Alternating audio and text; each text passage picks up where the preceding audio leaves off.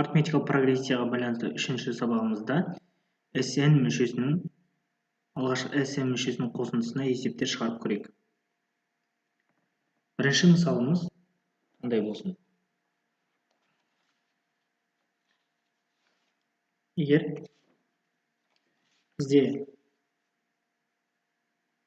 A1'іміз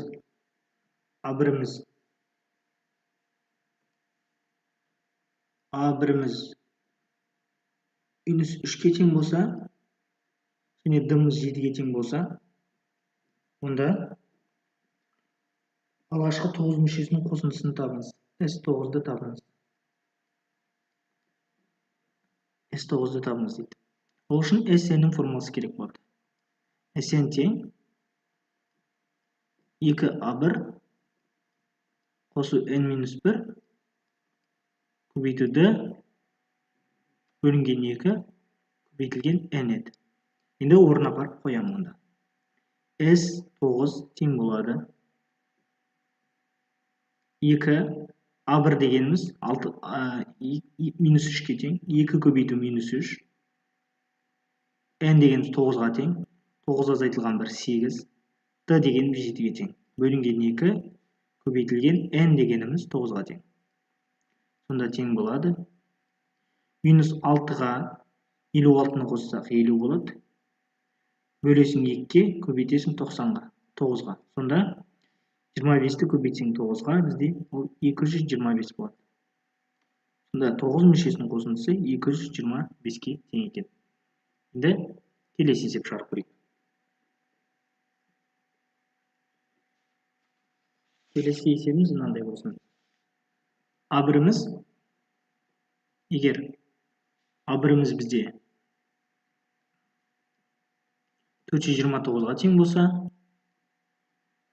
D-іміз минус 22-ке тең болса, және SN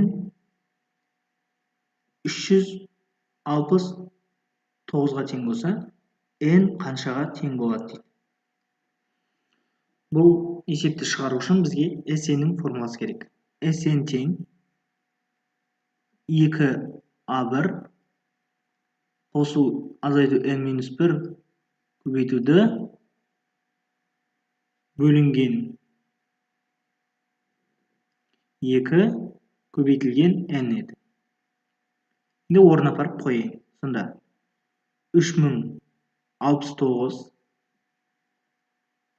көбейту 858, N-1 көбейту D дегеніміз минус 22, N дегеніміз 2-ке тең, көбейту D деген бөлінген 2 көбейту N. Енді мынаны шығарамыз арғы. 6138 тең болады. 858 N минус 22 N квадрат минус плюс болады, 22 N болады. Арғарай шығарамыз. Оң жағына өткізейік. 22 N квадрат. Жерде 858-ге 22-ні қоссақ 880 болады. 880 N ол тағы бізде минустан көмін өтеді. 880 N қосылған 6138 тең болады 0-ге. Оңай шығару үшін 22-ге бөліп N тең 484, 480. 22-ге бөлсек бізде бұл қанша болады бізде?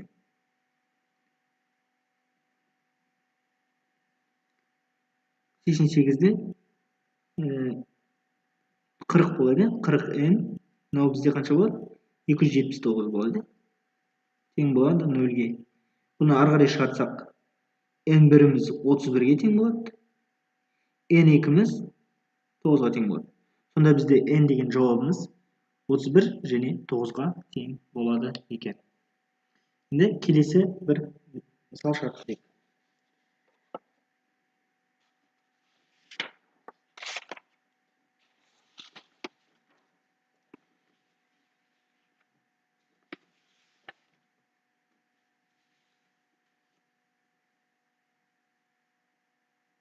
арифметикалық прогрессияның 1 мен 5 мүшелерінің қосындысы, егер 1 мен 5-ті қоссаң дейді, 1-ге 5-ті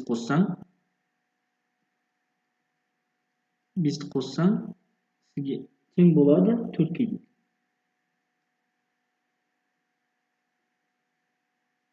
4-ке тең дейді. Енді ал 8-ші мүшесі